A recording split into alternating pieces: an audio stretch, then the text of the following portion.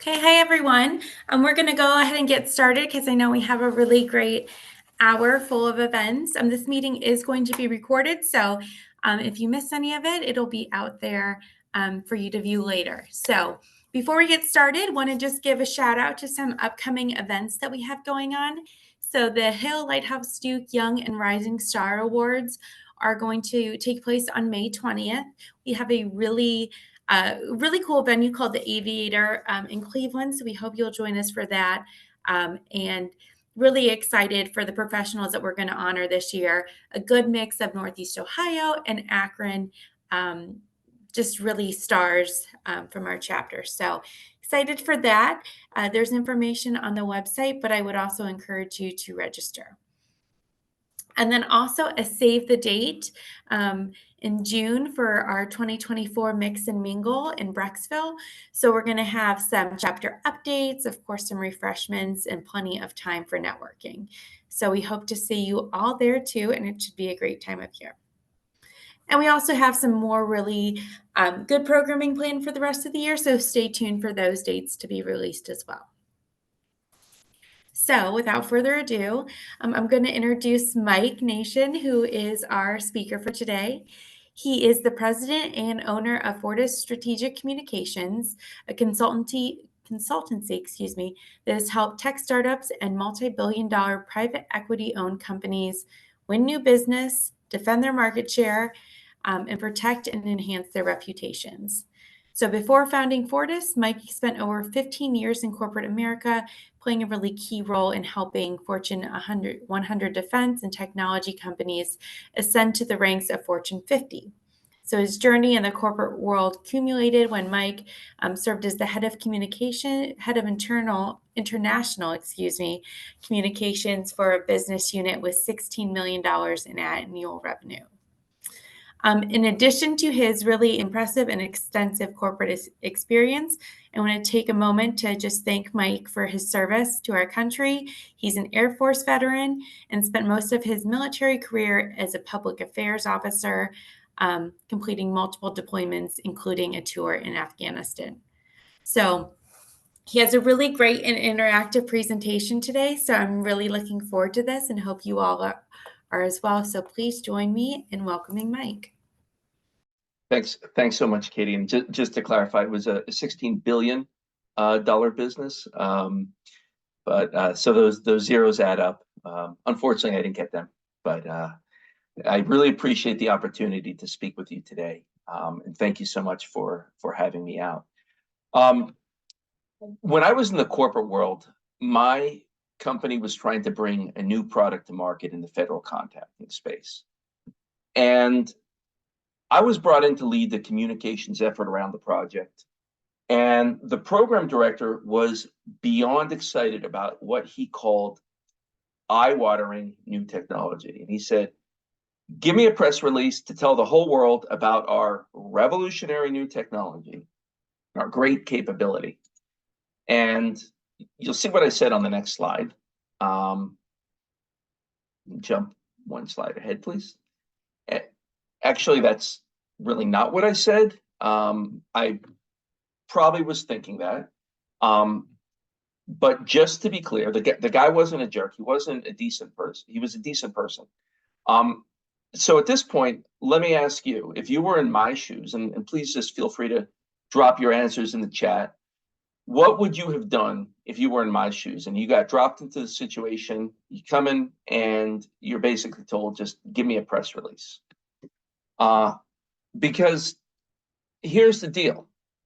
The guy was a great engineer and he knew he had a problem and he thought that maybe comms could help, which is why I got brought in.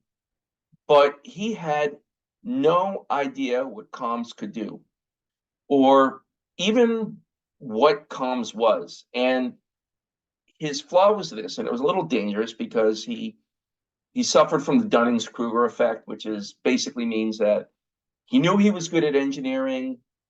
Comms is just some sort of squishy liberal arts stuff that it's easy, anybody can do. So he thought he was a good professional communicator.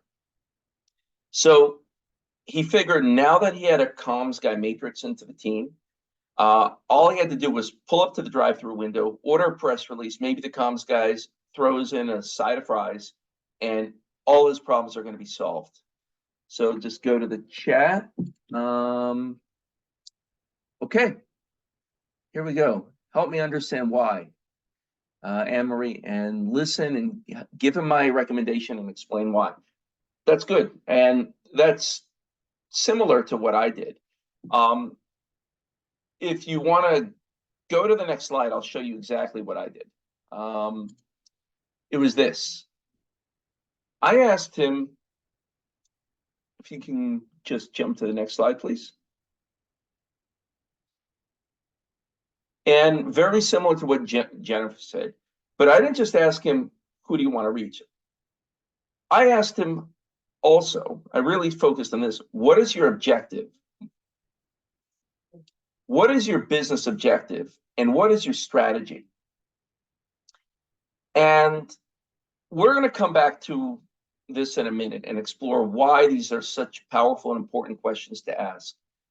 But to finish the story, asking those questions transformed the conversation. And the program director and I talked about the challenge he was facing, which was this. Our direct customer, and we'll just call it a DoD program office, liked the program, they liked the technology, they liked what we were doing. But the real problem, the business problem, was that our customer's parent organization thought the project was a complete waste of tax dollars. They wanted to scrap the project entirely. And there was no way that any amount of communications, a press release or whatever, about the technology was going to change their mind. It just was a non-starter. So after doing additional research and having further conversations, I learned that the parent agency was focused on solving an entirely different problem. Congress, the press, other important stakeholders were asking the parent organization a lot of really hard questions about this problem. Now, the interesting thing was our solution had the capability to solve that problem, but we had never publicly talked about that use case because up until now, my predecessor had only talked about how cool the technology was. So armed with those insights into what the business really needed to achieve to succeed and what our customer and their parent organization really cared about, I was able to develop a comms strategy that looked very different from what the program director asked for. Without going into all the details, because there were a lot of tactics involved, but it was focused on that strategy, which aligned with the business strategy. The approach worked. Not only did the parent organization fund the progress payments, but they gave our direct customer additional funding so that we could even do more work. I'll say that none of this would have been possible if I hadn't reframed the very tactical ask for a press release into a strategic business conversation. And that's what I'm going to talk about today, which is how to elevate those conversations and how to become a better strategic communicator. So if we can jump to the next slide, please, because I've seen a lot of definitions for strategic communications. The best one I've seen is from a 2007 paper entitled Defining Strategic Communications. And the definition is this: the purposeful use of communications by an organization to fulfill its mission. So at its core, strategic communications is really about using communications to drive the business forward. And if we go to the next slide, we'll talk about how we get there.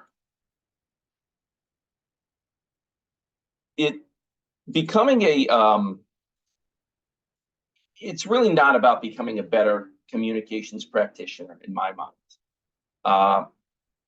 You need to know how to do all that stuff, and that's sort of the table stakes. Being a good strategic communicator or a better strategic communicator is really about becoming a business leader who just happens to be a comms pro. It's really all about business acumen. Now, at this point, some folks may be thinking, well, I'm not in business, I'm in a nonprofit, or I'm in government. So just to be clear, I don't necessarily mean that you're an expert in things like balance sheets and accounts payable or EBITDA, debita, all the different business language things. It means this: if you're on the client side, you're an expert in the business of the organization that you work for. And if you're on the agency side, it's about being an expert on your client's business. Whatever that business is, you're the expert on how that organization makes its money. And I put that in quotes for a reason, which is it doesn't really matter if the business is a food bank or the police department. It really means getting beyond the marketing material. Frankly, a lot of the things that we create, and really digging deeper than the mission statement and figuring out what really matters to the organization, becoming an expert in that. And the best way to do that is by asking the question on the next slide.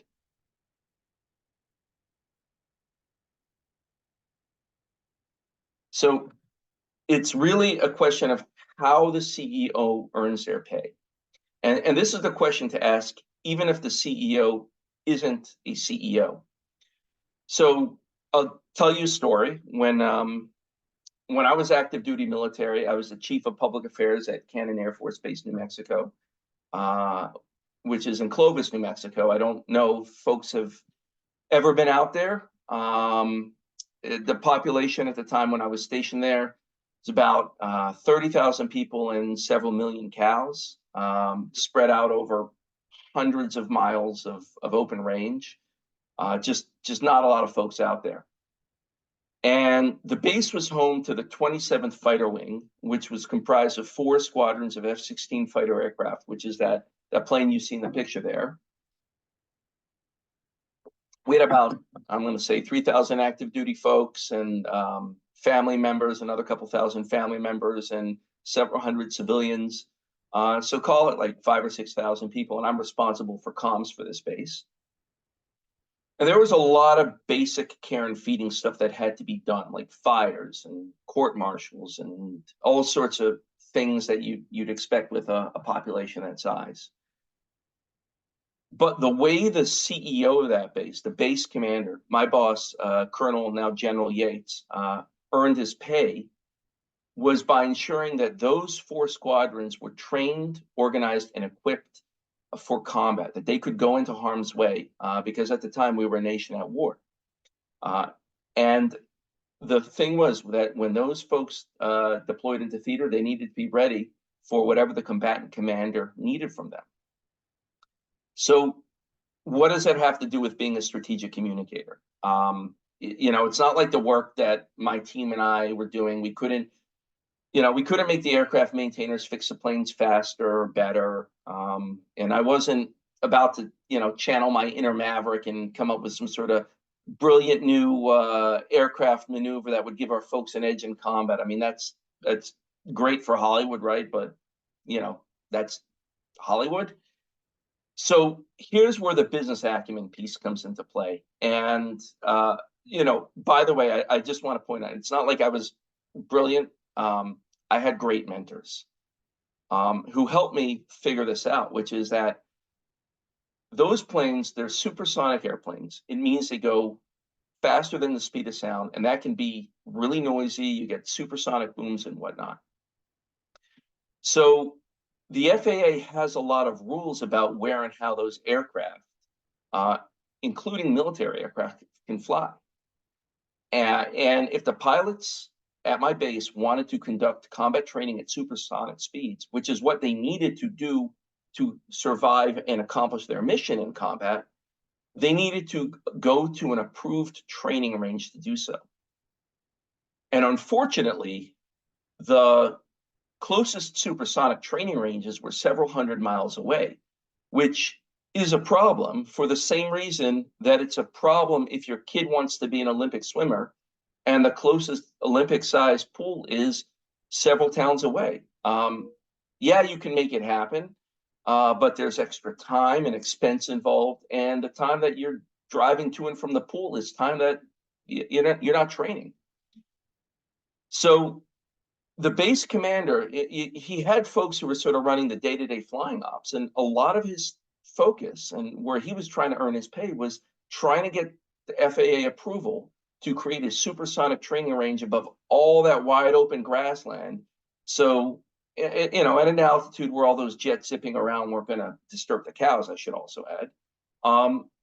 But there's a lot involved in that. And it's not an easy process, if those of you who have ever been involved in this thing know. A lot of it, comms had zero influence over. But one key element of getting that approval was getting community buy-in. So armed with sort of that business acumen, that strategic insight about what mattered to the CEO, I was able to focus my time, energy, and resources on that and getting the community buy-in. And there were a lot of important tactics involved, which, you know, all sorts of things that aren't necessarily relevant to this presentation. But at the end of the day, the community really rallied behind this initiative. And ultimately, the FAA approved the training space for supersonic training. And that's what I mean by understanding how the CEO earns their pay, even if the CEO is a government employee and doesn't have a title of CEO. So just check. I don't see any questions in the chat. And by the way, if you do have questions, feel free to drop them into the chat. And we'll just jump on to the next slide, because there's one other critical element. And that's really, a lot of times you have to sift through a lot of muck to figure out what the real business nuggets are, what really matters. I think we all know this, right? In our world, things are coming at you fast and furious. Everybody wants their press release with a side of fries. So there's a few things that it's important to ask, I think, when you're trying to figure out what really matters to the organization. The first is, what's the impact on the organizational bottom line? It could be financial, it could be something else, but what's the big impact? How does it fit within the big picture? The second is, who within the organization supports and is sort of behind this effort? Because, you know, big or small, it doesn't matter. If it's something that it's just somebody, is this something that is somebody's pet project? Or is this something that really matters to the CEO, my client? That's something. Another critical thing to understand is, what are the organizational resources being allocated to the effort? And that could be time, people, or money, or some combination of that. But if a lot of those things are being allocated to it, that's a really good indication that it's important. And if a lot of things aren't, that also tells you something. And then, would anybody besides the person asking for this even notice if I didn't do what they're asking? So when I was in the corporate world, as in part of my job as the head of international, we were chasing a multi-billion-dollar contract in a European market. And my team and I were spending a lot of resources and time, all those things, because it was important to the bottom line, focused on supporting that effort. And then I get a call from one of the sales guys in that market, and he wanted my team to divert a lot of time, energy, and resources from what we were doing to something, to some sort of initiative that he had going. And I said, okay, Dave, well, how much is this opportunity worth? And I kind of got a squishy answer on that, which told me something. So I dug in, and again, this goes back to the business acumen. I went into our sales tool, which has all the projections, and I looked and I saw that it was a $32 million opportunity over a number of years. So he wanted me to take resources from a multi-billion-dollar opportunity and focus them on a $32 million opportunity, which, by the way, wasn't strategic. And then I asked him, well, what kind of budget do you have? And he didn't have a budget. And a lot of it was a sort of very Rube Goldberg-esque thinking, which is, Well, if I can get comms to do some stuff, it'll get me internal support, which will then get me. And he had like this whole great house of cards. Um, and I respectfully declined. I said, well, I appreciate this. We're going to focus our efforts here. And then if we have time, energy, and resources left over after the multi-billion opportunity, we'll help you out with your $32 million opportunity. And that was that. I talked about the business acumen piece, but there's another key element to being a strategic communicator. And if you go to the next slide, I want to talk about the strategic mindset, which is, it's really about the psychology behind being a strategic communicator. And it's a little bit of a, I don't know, a chicken or an egg thing, because part of it is how you view yourself, and part of it is how others view you. And they're really, really interrelated. So earlier, I told you about those two questions I asked a program director. What's the business objective, and what's your business strategy? And there's several things going on with these questions. There's what I call the communication strategy piece, which is, no kidding, hey, I need to understand what the heck is going on here so I can try to help you.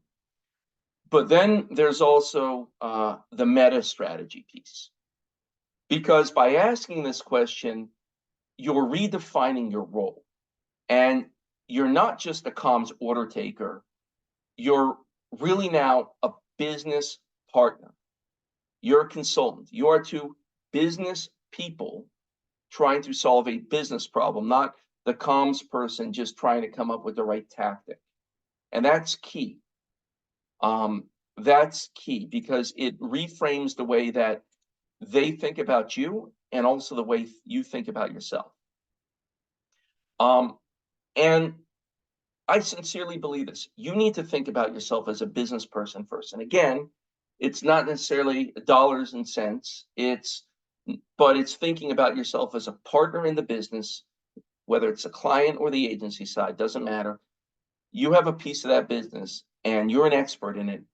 And comms is just the toolkit that you bring to the business table.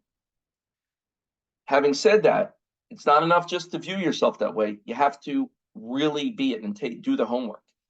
This is not a case of faking it until you make it, because you have to get yourself to a level where you can have those business conversations about how the business operates at a granular level. Part of that, though, is getting inside your head and feeling like you belong.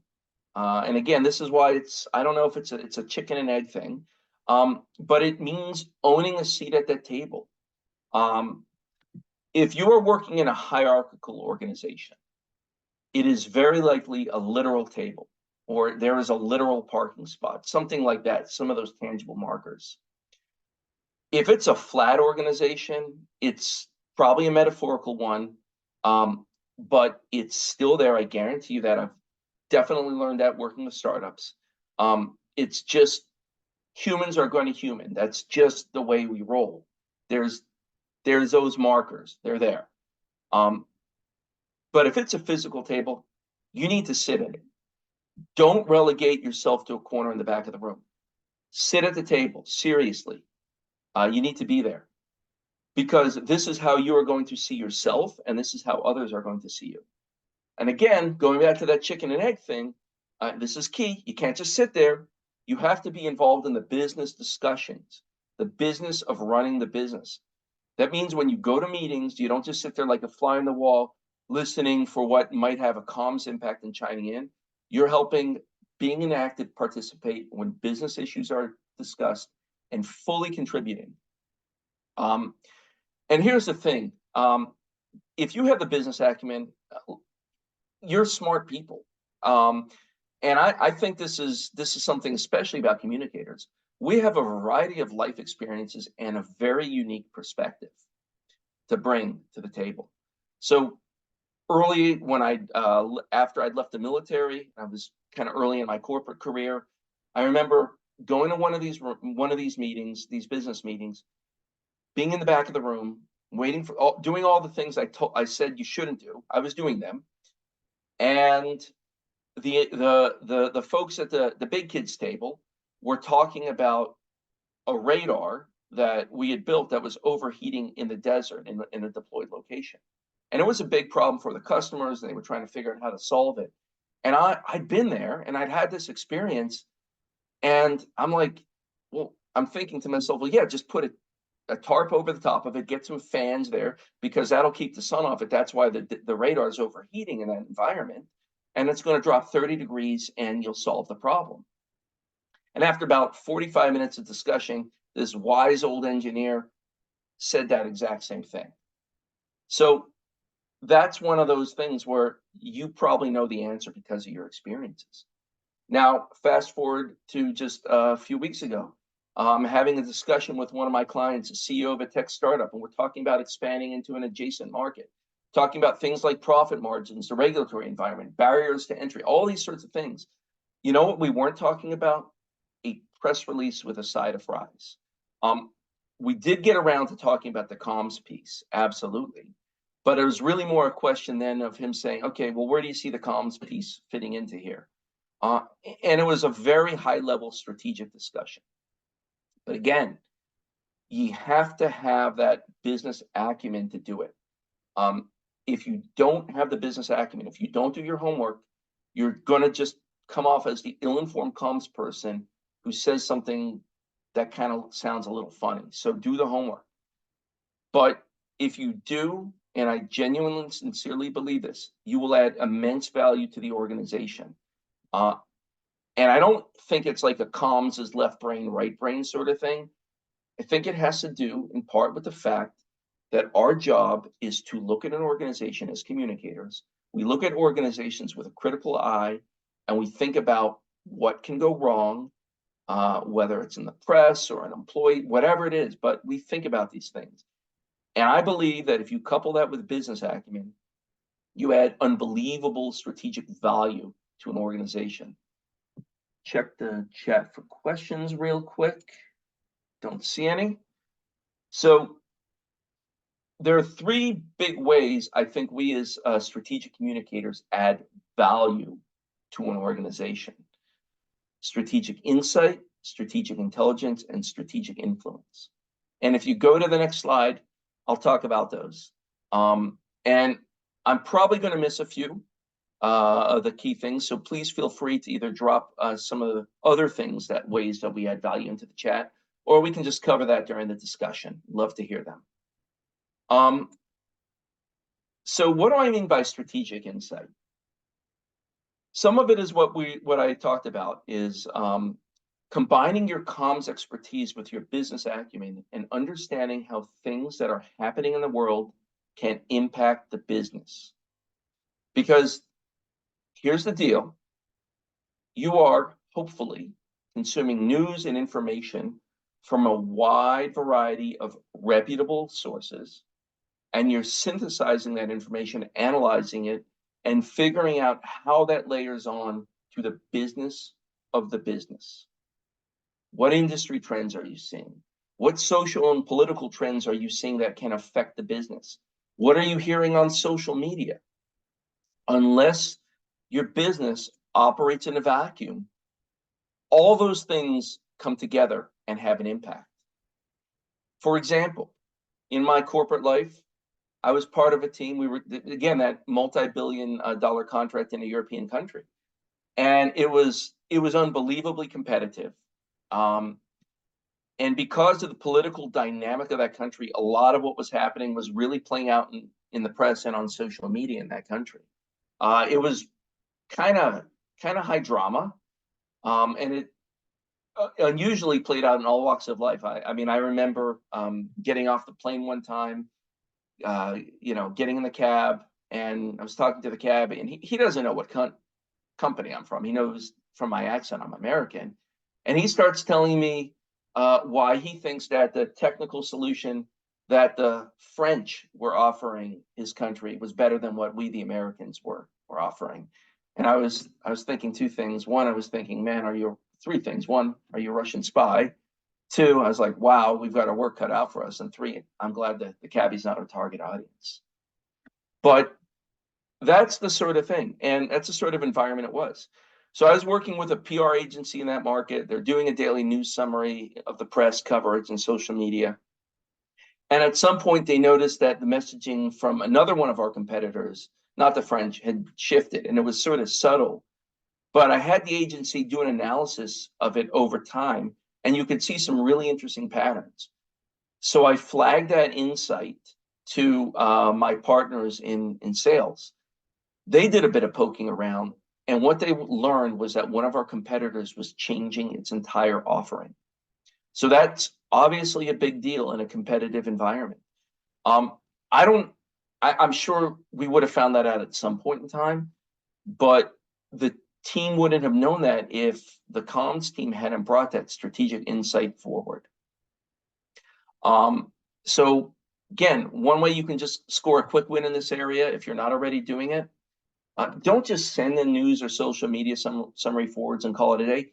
Add the context that you have, frame the issues, help folks understand what it means to the business, because your expertise combined with your business acumen means your strategic insight adds a lot of value to the business.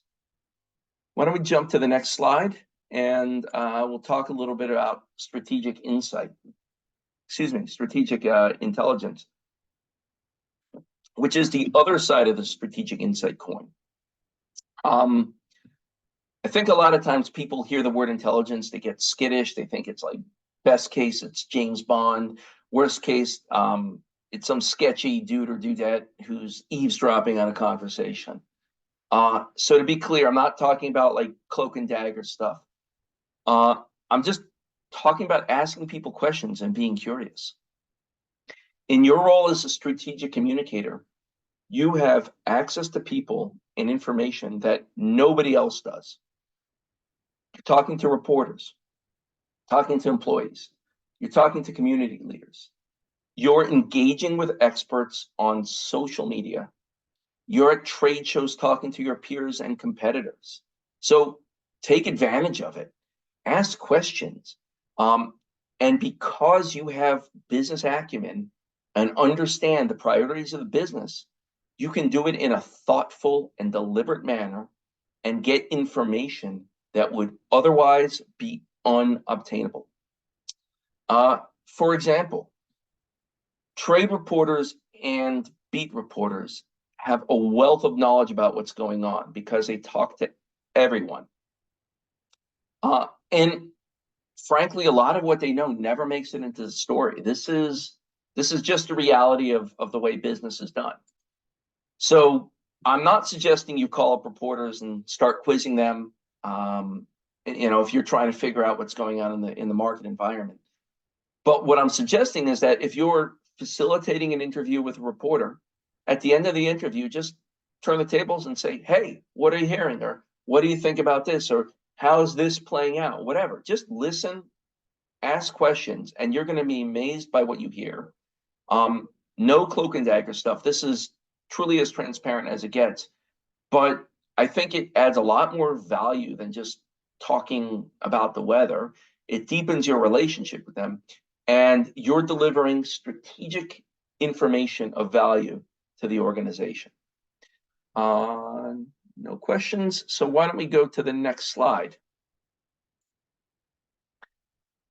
Okay, I call this the be careful what you ask for slide. And a friend of mine who's also, who I think is a great strategic communicator came up with this slide. Because I think a lot of times what you're going to find is that when people come to you and ask for that press release with fries, and you ask them to articulate the business strategy and their objectives, they don't have one. In some cases, they maybe don't need one because it's sort of a worthless ask. But other times they might need one desperately. And they know it, but a lot of times they don't.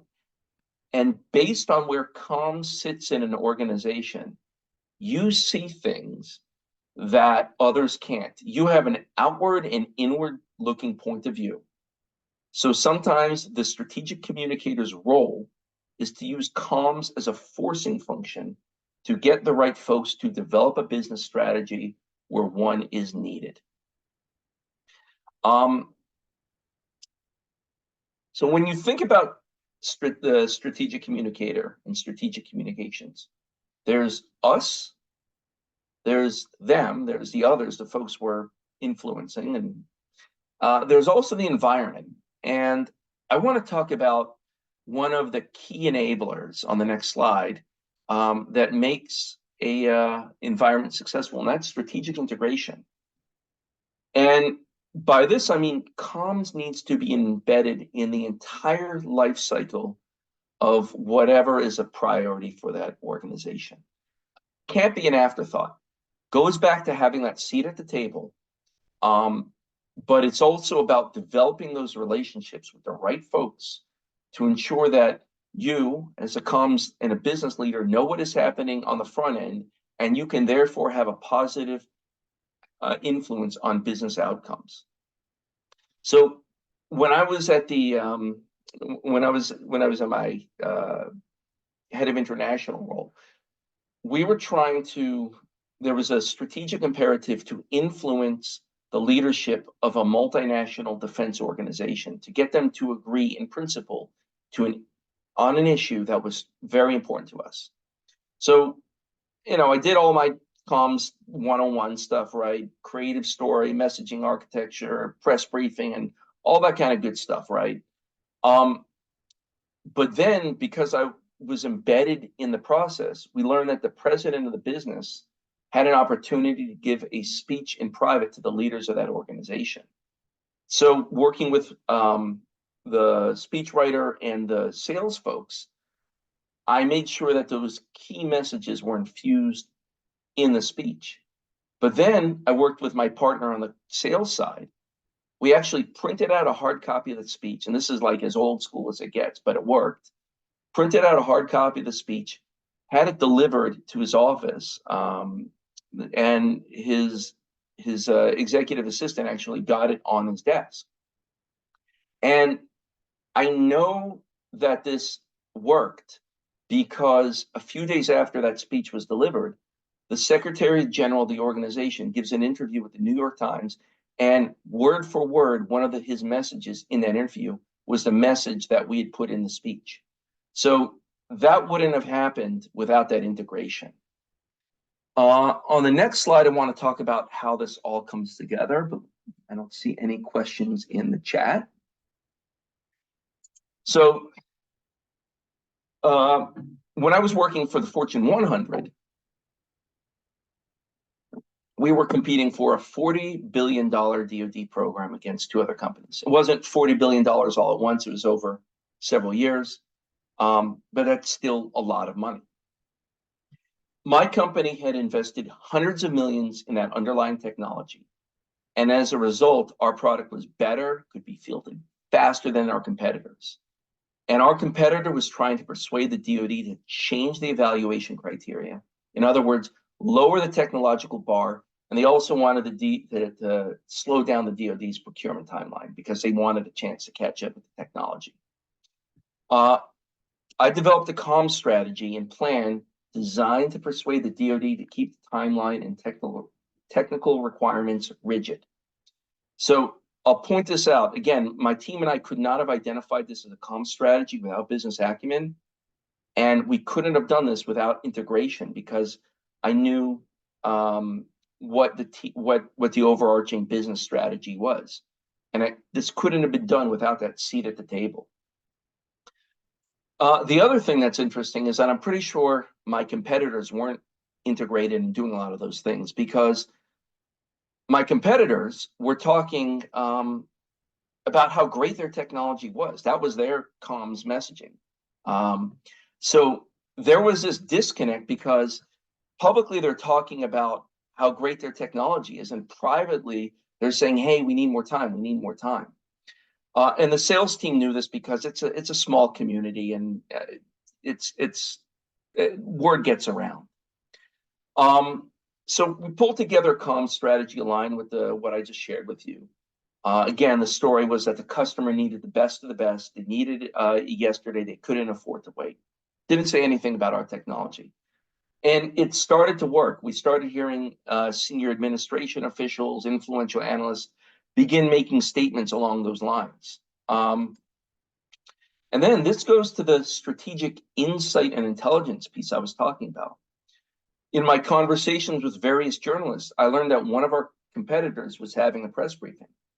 So I asked, with this one journalist in particular, I said, hey, do you know if the competitor is going to talk at all about the schedule? And he said, I don't know. Should I ask him? And I said, well, I don't know. We talk about how important the schedule is all the time because we know how important it is to the DoD. So you tell me what you should do. And he said, next thing I know, the reporter's calling me from the train on his way home from the press briefing. And he said he asked a question. And the competitor admitted that they couldn't meet the schedule and they were trying to change the program's delivery timeline and lower the bar. So in other words, not get as good quality stuff to the DoD. Turns out that saying that is definitely not the right thing for the competitor to say in the open press, especially when they're talking about how good the technology is.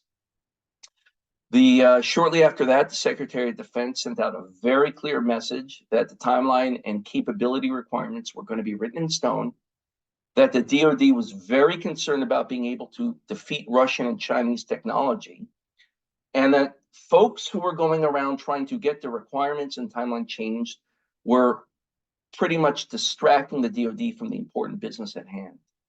And then, just to make things interesting, a few weeks later, the DoD added on even further requirements and made the competition harder for everyone, including us. And by the way, as a veteran and as a taxpayer, I think that's a great thing to make it a harder competition when American lives are at stake. So a lot more to this story, but the key takeaway is strategic communications played a role in this. The DoD ran a really hard competition. The bar was set unbelievably high. And at the end of the day, only one company, the company I was working for, could meet the DoD's demanding schedule and technical requirements.